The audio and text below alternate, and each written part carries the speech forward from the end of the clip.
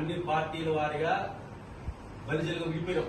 TDP బలిజలు, YCP బలిజలు, BJP బలిజలు, Janasena బలిజలు ఈ విధంగా విడిపోవడం వల్లే ఇంకోటి ఏంటంటే ఇప్పుడు చిత్తూరు ఇంత బలమైన సామాజిక వర్గం మీద పెద్ద ఆయన ఉన్నాడు.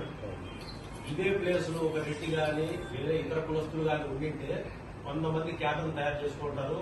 ఆ 100 మంది ఫార్చునర్ లో తిరిగింటారు. మన కులంలో నేనేమంటానంటే అంత పెద్ద పెద్ద లీడర్లు ఇక్కడ ఉన్నప్పుడు మన కులంలో ఉన్నటువంటి ఏ క్యాడర్ అయితే ఆ నాయకుడిని గెలిపించి అతని కోసం నిలబడి జెండా ఎత్తి కష్టపడి చేతులు పోగొట్టుకున్న వాళ్ళు ఉన్నారు, దాని తర్వాత కళ్ళు పోగొట్టుకున్న ఉన్నారు. అయితే వీళ్ళ సేవలను వీళ్ళు గుర్తించి వీళ్ళకి ఏదైనా ఇబ్బంది జరిగినప్పుడు ఆ నాయకత్వం అనేది ఆ క్యాడర్ను గుర్తు పెట్టుకుని వాళ్ళు కాపాడుకుంటా వస్తే ఈ రోజు మనకి ఈ పరిస్థితి ఉండదు. ఈ రోజు మనకు రేషన్ షాప్ డీలర్షిప్ నుంచి ఈ రోజు చైర్మన్ దాకా ప్రతి ఒక్క విషయంలోనే ఏ పొజిషన్ లేదు. మనం ఊరికే మనం వచ్చేసి ప్రభుత్వాన్ని ఏర్పాటు చేయడంలో మనం భాగం, కానీ ప్రభుత్వం యొక్క ప్రతిఫలాలను అనుభవించడంలో ఆ యొక్క ఫలాలను పొందడంలో మనం భాగం కాదు, ఎప్పటికీ కాలేదు కూడా. కాబట్టి ఇక్కడ ఏంద్రా అంటే నేను బలంగా చెప్పేది ఫస్ట్ కులం అనేదాన్ని ఎంత బలోపేతం చేసుకో. ఈరోజు చూడండి అంతర్వేదిలో వచ్చేసి వంగవీటి రంగా విగ్రహాన్ని కొన్ని సోదరులు బలంగా పిలికినారంట, చెయ్యి ఇరిగిపోయింది. అక్కడ వాళ్ళు కూడా మన సోదరులే, వాళ్ళు బాగా పోరాటం చేస్తాంటారు. అయితే వెంటనే మహానాడులో వచ్చేసి కృష్ణదేవరాయల యొక్క విగ్రహం ప్రతిష్టాపన వచ్చేసిందా. ఎందుకురా అంటే ఇది వచ్చేసి రాష్ట్ర వ్యాప్తంగా ఉధృతం కాకూడదు.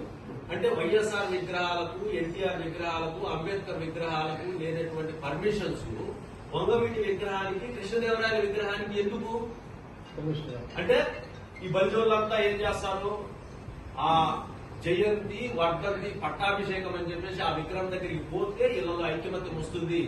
బలిజ భవన్లు ఏర్పాటైతే వీళ్ళంతా మీటింగ్ పెట్టుకుని ఒకటైపోతారు. ఈ రోజు చూడండి మనం ఇంతమంది ఒకటైనాం.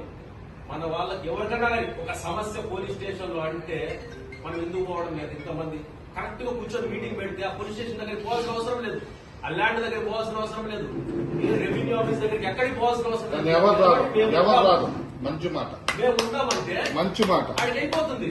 నేనేమంటానంటే ఈ రోజు మనం ఎంతమంది కలిసినా కదా ఒక తీర్మానం, ఏం తీర్మానం అంటే మేమున్నా మన వాళ్ళకి ఇబ్బంది జరిగినా కానీ ఒక 20 మంది 30 మంది రిప్రజెంటేషన్ అయ్యేసి రెస్పాండ్ అయినామంటే ఆ సమస్య జోలికి ఎప్పుడు వచ్చే ధైర్యం చేయడం ఎవరు.